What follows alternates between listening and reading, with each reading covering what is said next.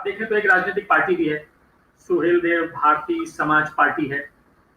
Suhel Dev express भी चलती है हमारे यहाँ, 2 ट्रेनें भी चलती हैं सुहेल देव के नाम पे। जब मैं रिसर्च कर रहा था, थोड़ा पढ़ने की कोशिश कर रहा था पहले, जब तक किताब नहीं आई थी, तो हमारे यहाँ राजनीति का हिस्सा भी है सुहेल देव जी।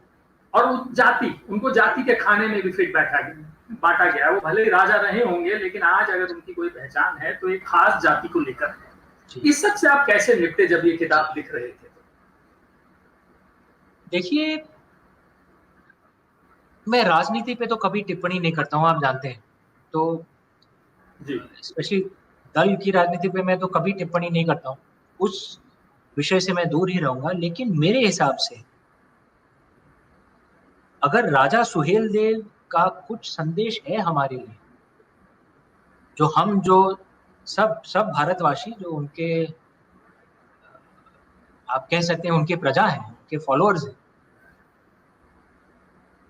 अगर कुछ संदेश है जो 1000 साल पहले से हम तक, हमारे कानों तक पहुंच रहा है और हमें उसे सुनना चाहिए, वो यही है कि जब हम भारतीय एक हो जाते हैं, कोई माई का लाल हमें हरा नहीं सकता है। कठिनाई ये है, और हमारे जो भी भारत के जो भी नेता रहे हैं, लीडरान रहे हैं, सबसे उनके लिए सबसे कठिन कार्य यही होता है कि किस तरह हम भारतीयों को एकजुट किया जाए।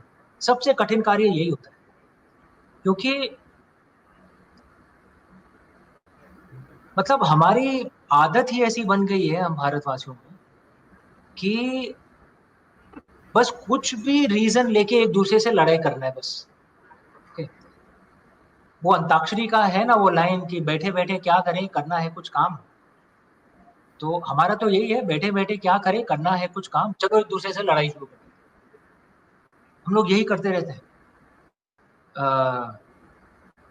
पंथ के नाम पर, जाति के नाम पर, भाषा के नाम पर, प्रदेशों के नाम पर एक दूसरे से हम लोग लड़ते रहते हैं।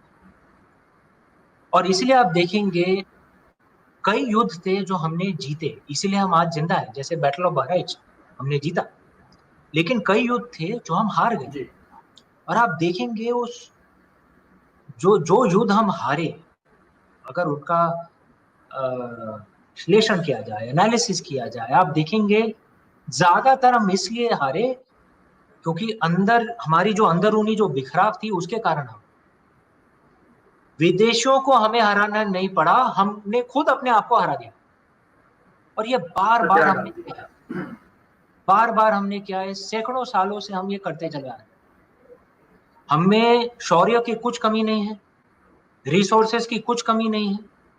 कोई भी विदेशी आएगा हम उसे मार भगा सकते हैं। आज की तारीख में भी, मतलब मैं डिप्लोमेट हूं तो मैं देश का नाम नहीं लूंगा, लेकिन हम जानते हैं कौन सा देश हमारे ऊपर आक्रमण करने की कोशिश कर रहा है। तो आज के तारीख में ये जो संदेश है राजा सुहेल देव का, ये और भी महत्वपूर्ण बन जाता है। हमें एक होना पड़ेगा, और अगर हम एक हो गए, जैसे राजा सुहेल देव के समय में हम बने, जो हम राजा सुहेल देव ने हमें सबको एकत्रित किया, कोई माई का लाल हमें हरा नहीं सकता है, कोई हमें हरा नहीं सकता, दूसरे हमें नहीं हराते, हम खुद अपने आप को हराते हैं। तो देखिए, राजनीति ठीक है, अपनी जगह है, होती रहेगी। हम जो प्रजा हैं, हमें तो सीखना चाहिए ना कुछ।